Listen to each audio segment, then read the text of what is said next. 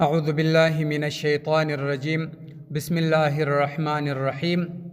اما فی السنن والنوافل په سنتو او نوافلو کې فیستوي برابریږي بین الرکعتین په مابین کې د دوو رکعاتو په میان کې د دوو رکعاتو برابرول په سنتو او نفلو کې هم راځي الا اذا کان مرویا او معثورا مگر نه هغه کچيري یو روایت پر دې باندې راغلی وو چې دوم رکعات به در اول اوږده یا به اول رکعات اوږده یو داسې روایت راغلی وو بعض المنزونه چې کم دغه حاجتي المنزونه چې صلات حاجت په باره کې راغلي دي یا نور داسې المنزونه یو رکعت پر هغه بل باندې اوږد وي کچيري داسې یو روایت راغلی وو یا یو نقل راغلی وو بیا پروا نه کوي په نو دا چې رسول المنځ دی وکي کما لکه چې جاء راغلی دي په روایت کې څنګه راغلی دي بیا دې پر هغه وکي او الاثر یا په حدیث کې راغلی دي فرق نه کوي بیا فلما را فرغ چې فارغ من القراءه د قراءت سه يخر کشته دي راټټ دي راکعا د رکوع د پاره مکبران تکبیر کوونکی بوي وينبغي مناسبه د اندا يكون چوي ابتداء تکبیره ابتداء یعنی شروع د تکبیر د عند اول الخروج په وخت کې د اول کښته کېدو چې اول پلار کښته کیږي دغه ابتداء د تکبیر بده یعنی تکبیر بده وای والفراغ فارغوالی منه د دغه څخه عند استوائي په وخت کې د برابرېدو چې برابرېږي دی به د دې څه چې شوي فارغه به وي په دغه حالت کې وقال بعضهم بعضې ولي اذا هغه اتم کچیر پرکې القراءة قراءت حالة الخروج په حالت کې د کښته کېدو دی را روان دی په قرات یې پرکړی نه دی چې کښته کېدو رکوع را رسیږي په دغه حال کې پرکې لا بأس به په دې باندې باک نسته کچیر په حالت دغه رکوع را کښته کېدو کې دغه قرات پرکې پروا نه کوي بعد ان ورست ما د یکون چوي ما هغه بقي چې پاتې من القراءه د قراءت حرفا او کلمتا یو حرف پاتې یا کلمه پاتې هغه دلته پرکي والاول بهتر خبره دغه ده چې په ولاړ یعنی په استوا کې دا چې شو کې د قراءت فارغه کې بیان ورکول راسي تکبیر ووایي والاول اول خبره چې ده اصح ډیر شاده ويذا کړي د یديه لاسونه على ركبتيه پر زنګنو باندې ويفرج ود غړي اصابع غوتي دا غوتي غړول خلاص به پر کښې دي ويبسطو خلاص دي کې ودی غوړي زهره شاده ده ولا يرفع ندي پورته کوي راس سر ولا ينكسو ندي کښته کوي چې دا رکوع کوي د رکوع په حالات کې دي سر نه کښته کوي ندي پورته کوي شد د املا برابر ويقول ودي وايي في ركوعه پر رکوع کې دی وايي سبحان ربي العظيم سبحان ربي العظيم دی وايي ثلاثا دروار وذلك دا چې دا دروار ویل ادناه کم اندازه ده کم اندازه دروار دی نه دروار به چې وايي سبحان ربي العظيم وايي وان زاد کچیر زیات کې در دغه درې واره په هو افضل دا بیا ډیره بهتره ده بهتره خبره ده تر درې واره زیات کې 15 واره کې و واره کې دا رقم چې زیات کې څونه زیاتې هغه بهتره خبره ده و انه دا چې دی یختم ختمیږي علی وتر پر وتر باندې یعنی پر تاک باندې به ختمي چې دغه سبحان ربي العظیم وایي دا به پر تاک باندې ختمي کدرې واره پر درې واره تاک وي یا پر 15 واره تاک وي یا پر و واره دا تاک دی پر دا رقم به ختمي و ان اختصر کچیر کوتایو ک علامه پر یو وار باندې یو واره سبحان ربي العظیم کې وایي او ترک یا پریشوي بالکلیت ګر سره پریشوي وینه وایي سبحان ربي العظیم جازت صلاته المنځ روا دي و یکره دا کار مکروه دي ګور المنځ سیسو المنځ جایز دي ځکه چې دا سبحان ربي العظیم په المنځ کې ویل دا سنت دي دا فرض واجب نه دي خو په فرض او په واجب باندې د دې په پاتې کېدو باندې په المنځ کې نقصان راځي په فرض چې پاتې شي فرض چې پاتې چې لمونځ د میانه ولاړ لمونځ پاتې شو او واجب چې پاتې شي سجده ساو پر د باندې لازم شو خو دلته چې دغه سبحان ربي العظیم دي کچیر دا پاتې چې لمونځ صحیح دي خو لیکن لمونځ دا کار د لپاره مکروه کار دی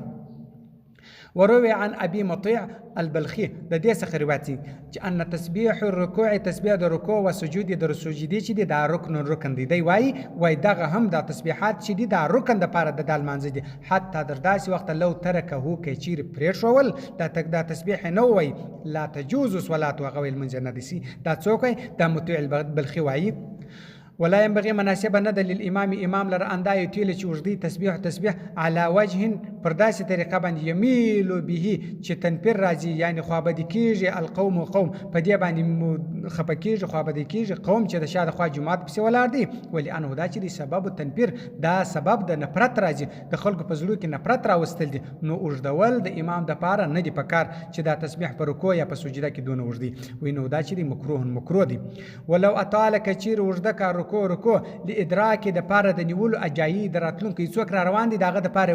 رکوع لږ اوږده کړه لا لتقربا نه د پاره د نږدېکت لله د الله جل جلاله به په دې سره لله د الله جل جلاله په هو دا چې د مکروه دی یو سړی را روان دی دغه د پاره د رکوع اوږده کړه د دې د پاره نو چې د الله جل جلاله نور نږدېکت او تقرب پر راشي د دې د پاره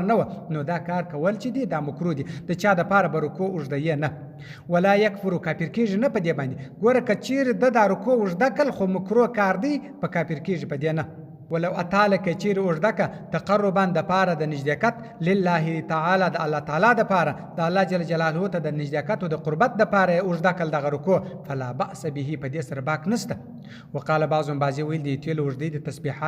تسبیحونه د دغه رکوع ثم ورسته يرفع پورته دي کې رأسه سر ويقول ودي وای سمع الله لمن حمده دا دي وای امام وان كان كثير المصلي المنزو على مقتدي ياتي راتك دي وكي بالتحميد بحمد سره ولا ياتي راتك دي نكي بالتسميع فسمع الله لمن حمده سره ګوره كثير امام ولو سمع الله لمن حمده بوي او مقتدي بسولار دي هغه چ شوي ربنا لك الحمد دا بسوي داسې به نه کوي چې مقتدی هم ربنا لك الحمد سمع الله لمن حمده ووایي امام هم ووایي دا دواړه به نه کوي یعنی امام به یوازې سمع الله لمن حمده وایي مقتدی به ربنا لك الحمد وایي دا د دې دپاره دغه جلاوالي په دې کې رالي ولا یأتي راتګ به نه کوي بتسمیع په سمع الله لمن حمده سره دغه مقتدی وان کان که چیرې منفردا یوازې سړی و یوازې لمونځ کوي یأتي بهما یعنی سمع الله لمن حمده به هم وایي او ربنا لك الحمد هم وایي سړی یوازې لمونځ کوي سنت کوي یا فرض کوي شی وایي نو بیا به دی څه کوي سمع الله لمن حمده وویل ربنا لك الحمد مم وای دا ویني په جماعت کې نه د امام د پاره بیا هغه دی چې امام چې سمع الله لمن حمده ووی مقتدی ربنا لك الحمد ووی اما الامام چې دی فیاتی راتک بکی بتحمید پر ربنا لك الحمد سر ايضا دا غرکم على قولهما پر قول د یارانو دا قول دی چې امام به هم ربنا لك الحمد وای خو اصل قول دا دی چې امام به ربنا لك الحمد نه وای مقتدی به سمع الله لمن حمده نه وای دا اصل قول دا دی وفي رواية فبل رواية يقول واي اللهم ربنا لك الحمد دا رقم دي واي اللهم ربنا لك الحمد يا اللهم ربنا ولك الحمد دا دوار سيدي ربنا لك الحمد ربنا ولك الحمد دا سيدي پر دغه طریقو باندې ویلی سي ولا يزيد ندي ذاتي على هذا پر دې باندې ويرسل اليدين لاسونه دي وزړوي في قومتي په قومه کې قومه دغه ته ویل کېږي چې دا سمع الله لمن حمده ووایي چې دا جګ ودرېد دې ته قومه ویل کېږي په دې کې د لاسونه ایله کې لاسونه د دی وزړي کذا قال صدر شهید هم ویلي دي په واقعاته په خپلو واقعو کې وذكر سید الامام ذکر کړي د زید الامام په الملتقات په ملتقات کې انه دغه المانځه والا چې دی یاخذ ودی نسی ید اليسرا چپه لاس بالیمنا پر راسته سره په تلک القومتي په قومه کې هغه وای په قومه کې دی هم د لاس راسته لاس پر چپه لاس کړي د نیول دی وکي دی وای على قولهما پر قول د یارانو دی وفي صلاه الجنازه هغه په صلات د جنازې کې هم دغه رقم دی ګوره او وقت الثناء د سبحان په وخت کې هم د الله سنت د نیول دي او قنوت د علامین په وخت کې هم د الله سنت د نیول دي یاخذ على قول اکثر المشایخ یعنی په ټول باندې دا خبره ده چې د دې ټول ګور د جنازې په لمانځ کې د سبحان په وخت کې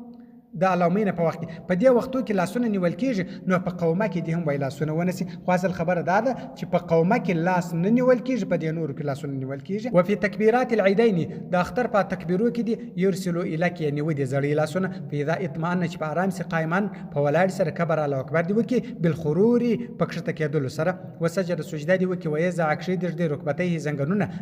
اول وار پرمځکه دی اول زنګنونه کښې دي ثم ورس یديه لاسونه بیا د لاسونه پرمځکه کښې دي ثم ورس د وجه هو مخ بیا د مخ کښې دي بین کفیه په مابین کې د لاسونه به دی کښېږدي چې په میان کې د دغه لاسو مخ کښېږدي دی به نه کوي دا لاسونه پر سینه برابر ایښي یا در سر پورته ایښي د مخ په مخ به د دې لاسو په مابین کې کښېږدي یعنې دا لاسونه به د غوږو پر برابر باندې کښېږدي په میان کې به یې مخ ور کښېږدي پر دا ترتیب بین کفیه په مابین کې د لاسو علی الارض په مځکه باندې ویبدئ لرې کوي به ذبعیه بازوګان به لرې کوي عن جنبیه د بغلوسه به دا لاسونه دی لرې نسي سره مشلي به نه ویجاپي جلاکی به بطنه نس عن فخذیه دورنوسه دا نس ورنونه به سره جلاوي دا به سره جلاکی والمرأة شذ چې ده تنخفض کړتکیږي به ټټیږي به پیتیږي به په سجودها په سجده کې ده وتلزق مشلی به بطنها نس ده دی په فخذیها په ورنو پورې ګوره د نارینه د پاره نس ورنونه سره جلا کول دا به سره جلاکی شذ به دا نس ورنونه سره مشلی دا د دې د پاره چې د دې د پاره ش ستر د عورت راځي په دې کې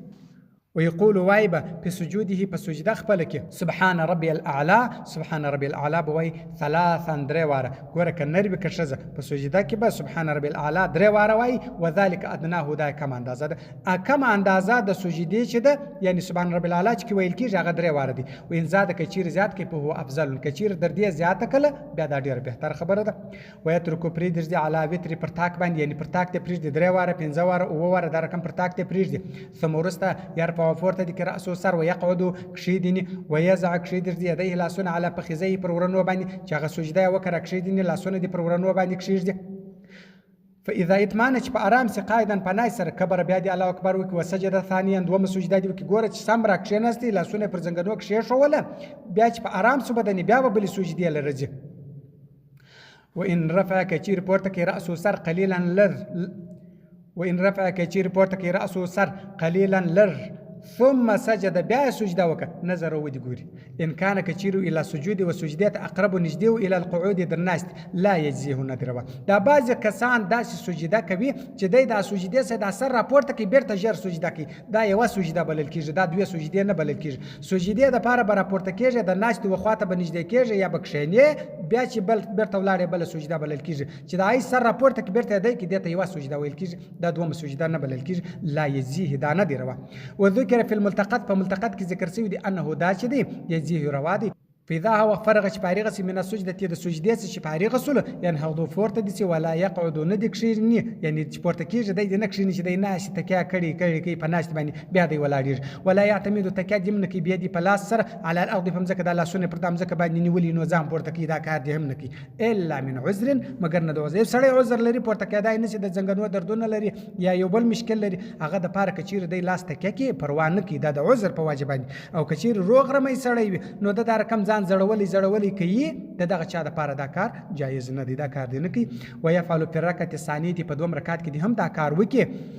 مثل ما فعل في الاولى په اول رکعت کې څنګه کړ دي په دوم رکعت کې دی ماغه وکي الا انه مگر نه دا چې دی لا يستفتح سبحان بنوای فيها په دویم رکعت کې ولا تعوذ اعوذ بالله بنوای ولا يرفع ندي پورته کې يديه لا سنه الا في تكبير الاولى لا سنه دي نه پورته کې وینه الاول الله اکبر سما سوا په نور کې بیا لا سنه پورته کېږي نه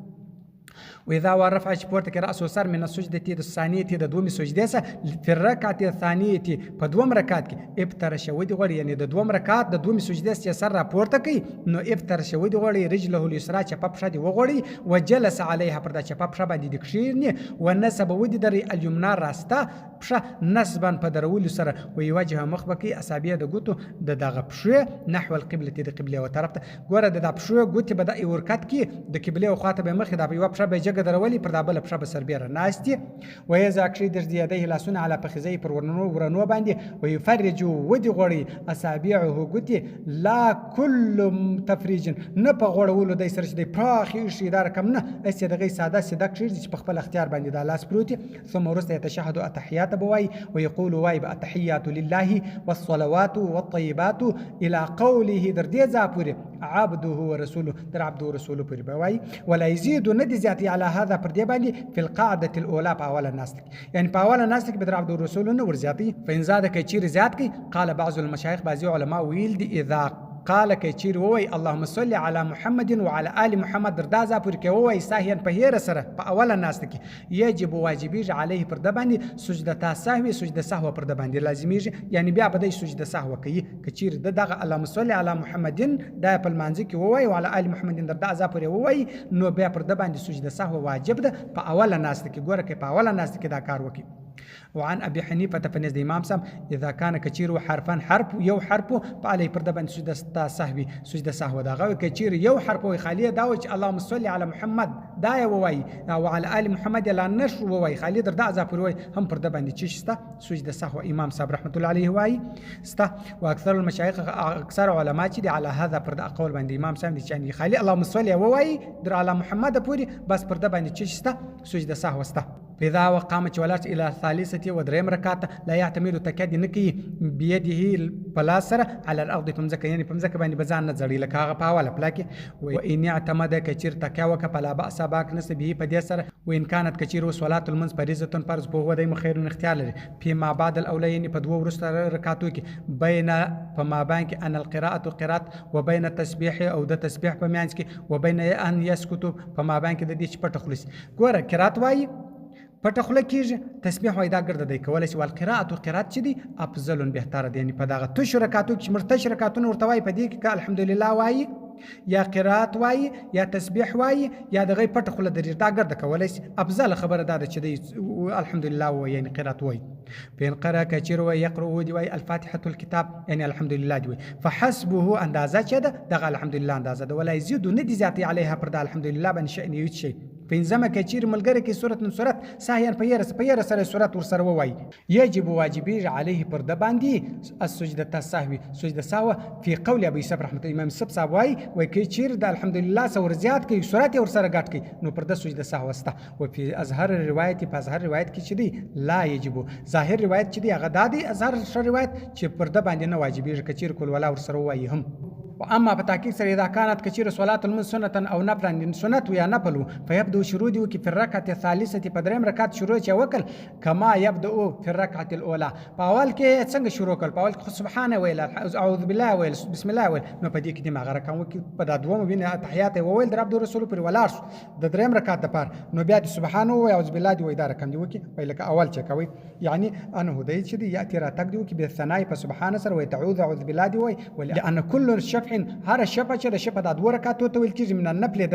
د نفل هر دوه رکعات چې دی دا المنز دی صلات المنز دی علیهدتن علیدا یعنی علیدا المنز بلل کېږي نو هر وخت چې ته دوم رکعات پرکې عبد الرسول پر جوړ چې بیا ولاړ شي دریم رکعت په نفل کې نو ته بس چم کې بیرته به سبحان هم وایي او اعوذ بالله به هم وایي دا د دې لپاره ځکه چې دغه دوه رکعات چې دی دا هم پر المنز بلل کېږي. صدق الله العلي العظيم وصدق رسوله النبي الأمي الكريم ونحن على ذلك من الشاهدين والشاكرين والحمد لله رب العالمين.